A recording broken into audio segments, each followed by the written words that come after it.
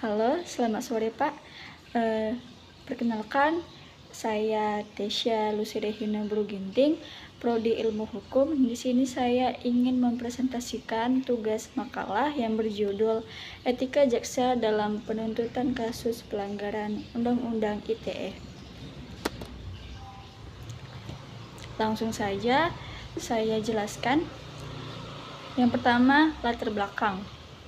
Penegakan hukum adalah elemen penting untuk menciptakan ketertiban dan keamanan, sebagaimana diatur dalam Pasal 1 Ayat 3 Undang-Undang 1945.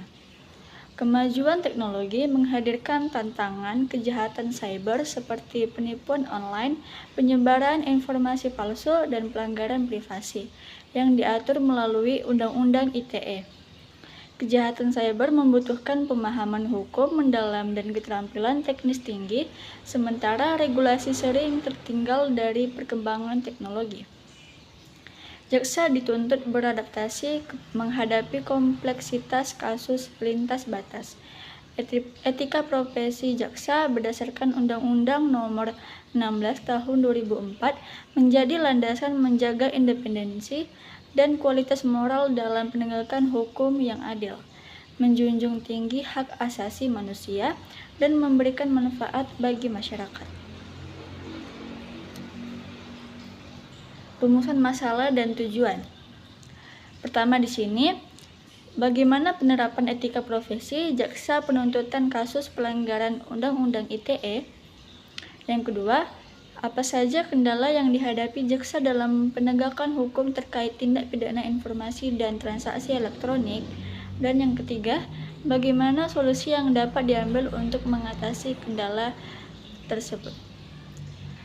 Tujuan yang pertama, menjelaskan pentingnya etika profesi jaksa dalam proses penegakan hukum Undang-Undang ITE. Yang kedua, mengidentifikasi kendala yang dihadapi jaksa dalam menegakkan hukum terkait Undang-Undang ITE. Dan yang ketiga, mengusulkan solusi untuk mengatasi kendala dalam pelaksanaan tugas jaksa sesuai dengan Undang-Undang ITE. Baiklah, kita masuk ke dalam pengertian etika profesi jaksa.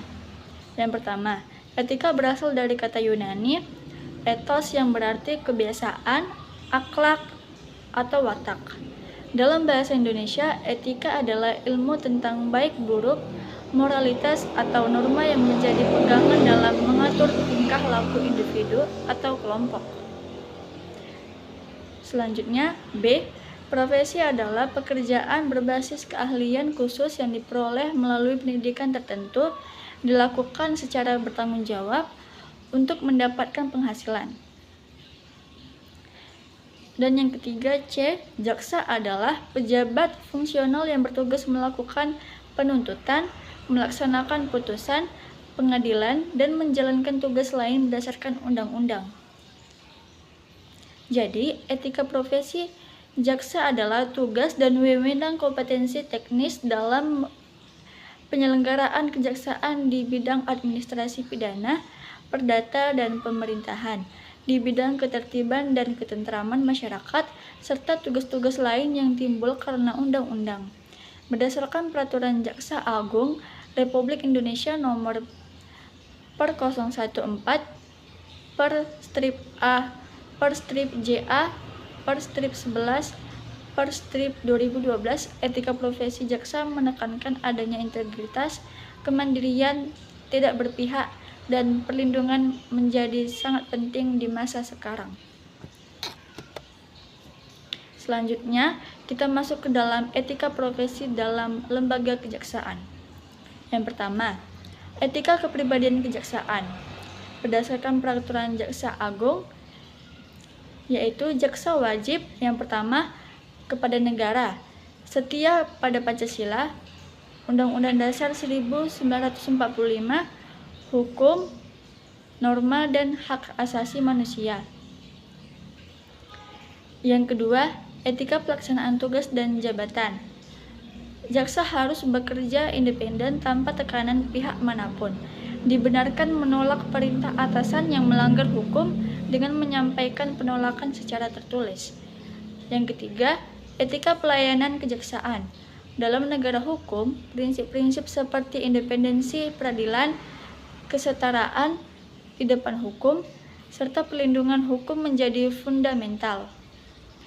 Yang keempat, etika sesama rekan kejaksaan, yaitu menjaga hubungan harmonis, menghormati dan tidak menggunakan kata-kata kasar. Yang kelima, penegakan kode etik oleh lembaga pengawasan, yaitu Komisi Kejaksaan Republik Indonesia bertugas untuk mengawasi, memantau, dan menilai kinerja serta perilaku jaksa. Selanjutnya kita masuk ke dalam pengertian hukum cyber. Hukum cyber adalah cabang hukum yang berhubungan dengan pemanfaatan teknologi informasi. Hukum ini mencakup berbagai aspek termasuk kejahatan cyber, yaitu kejahatan yang terjadi dalam jaringan komputer atau menggunakan komputer sebagai alat kejahatan. Karakteristik kejahatan cyber atau cybercrime. Yang pertama, ilegal, yaitu kejahatan dilakukan secara melawan hukum. Yang kedua, melibatkan internet, yaitu menggunakan perangkat yang terkoneksi dengan internet. Yang ketiga, kerugian material dan imaterial, yaitu merugikan korban secara fisik atau finansial. Yang keempat, pelaku yang ahli, yaitu biasanya dilakukan oleh individu yang memiliki keahlian dalam bidang teknologi seperti hacker. Dan yang kelima, transnasional, yaitu kejahatan dapat melintasi batas negara sehingga memiliki dampak internasional. Selanjutnya kita masuk ke dalam materi pengertian Undang-Undang Informasi dan Transaksi Elektronik atau Undang-Undang ITE. Yang pertama, kita membahas tentang undang-undang. Undang-undang secara formil merupakan peraturan yang dibuat oleh lembaga yang berwenang seperti DPR dan Presiden, yang mengatur tingkah laku secara umum. Contohnya, Undang-Undang Nomor 11 Tahun 2008 tentang ITE. Yang kedua, undang-undang secara material, yaitu produk hukum yang mengatur berbagai dimensi kehidupan manusia seperti ekonomi, politik, dan sosial, yang dapat berupa undang-undang, peraturan pemerintah, keputusan presiden, atau peraturan daerah. Selanjutnya, B. Informasi elektronik. Informasi elektronik adalah data yang diolah dalam bentuk yang lebih berguna dan berarti, yang dikirim, diterima, dan disimpan secara elektronik, meliputi berbagai bentuk seperti tulisan, gambar, suara, dan data digital. Selanjutnya, C. Transaksi elektronik merupakan perbuatan hukum yang dilakukan dengan menggunakan media elektronik seperti komputer atau jaringan komputer. Jadi, Undang-Undang ITE mengatur cara mengeluarkan informasi dan bertransaksi secara elektronik dengan cakupan hukum yang tidak terbatas pada wilayah Indonesia, tetapi juga berlaku untuk perbuatan yang dilakukan di luar Indonesia yang berdampak pada kepentingan Indonesia. Asas. Selanjutnya kita masuk ke dalam asas dan tujuan Undang-Undang Nomor 11 Tahun 2008 tentang ITE. Yang pertama, asas hukum Undang-Undang Nomor 11 Tahun 2008 tentang ITE. Asas hukum adalah prinsip dasar yang menjadi pedoman dalam pelaksanaan peraturan hukum. Dalam Undang-Undang ITE, asas-asas yang diatur meliputi: yang pertama, asas kepastian hukum, yaitu memberikan dasar hukum untuk pemanfaatan teknologi informasi dan transaksi elektronik yang diakui secara hukum baik di dalam maupun di luar pengadilan. Yang kedua, asas manfaat, yaitu pemanfaatan teknologi informasi dan transaksi elektronik harus mendukung kesejahteraan masyarakat. Yang ketiga, asas kehati-hatian, yaitu Pihak yang terlibat dalam teknologi informasi dan transaksi elektronik harus memperhatikan potensi kerugiannya. Keempat, yaitu asas itikat baik, yaitu para pihak dalam transaksi elektronik harus bertindak dengan niat baik tanpa merugikan pihak lain. Dan yang kelima, asas kebebasan memilih teknologi, yaitu tidak mengarah pada teknologi tertentu, memungkinkan mengikuti perkembangan teknologi yang akan datang.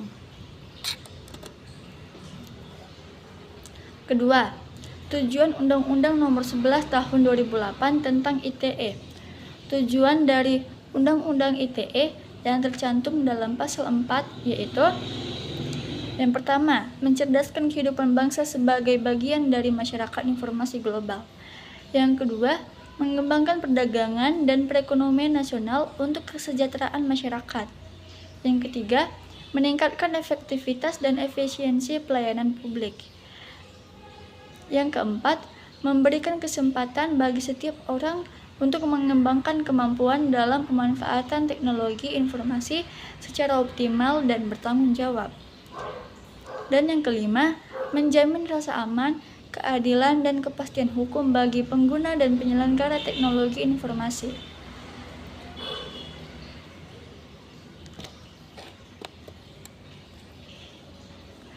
Selanjutnya kita membahas tentang pasal-pasal dalam Undang-Undang ITE. Undang-Undang ITE memiliki beberapa pasal yang dianggap bermasalah atau karet yang dapat membatasi kebebasan berekspresi, terutama dalam konteks digital. Pasal-pasal tersebut sering digunakan untuk mempidanakan kritik atau opini pribadi di media sosial dengan alasan seperti pencemaran nama baik atau penyebaran kebencian. Beberapa pasal bermasalah dalam Undang-Undang ITE yang disoroti oleh organisasi hak asasi dan kebangsaan berekspresi antara lain: yang pertama, Pasal 26 ayat 3, yaitu mengatur penghapusan informasi yang dianggap tidak relevan, berpotensi menyebabkan sensor informasi. Yang kedua, Pasal 27 ayat 1, yaitu mengenai konten asusila bisa digunakan untuk menghukum korban kekerasan online berbasis gender. Yang ketiga, Pasal 27 ayat 3, yaitu tentang pencemaran nama baik, sering digunakan untuk menindas kritik terhadap pemerintah atau lembaga negara. Yang keempat, Pasal 28 ayat 2, yaitu tentang ujaran kebencian, berpotensi digunakan untuk menekan agama minoritas dan kritik terhadap aparat penegak hukum. Yang kelima, Pasal 29, yaitu mengatur ancaman kekerasan, dapat digunakan untuk menghukum orang yang melaporkan ancaman kekerasan. Yang keenam, Pasal 36, yaitu tentang kerugian, dapat memperberat hukuman untuk kasus pencemaran nama baik. Yang ketujuh, Pasal 40 ayat 2A, yaitu tentang konten yang dilarang berpotensi digunakan untuk menutup akses internet dengan alasan mencegah penyebaran hoaks.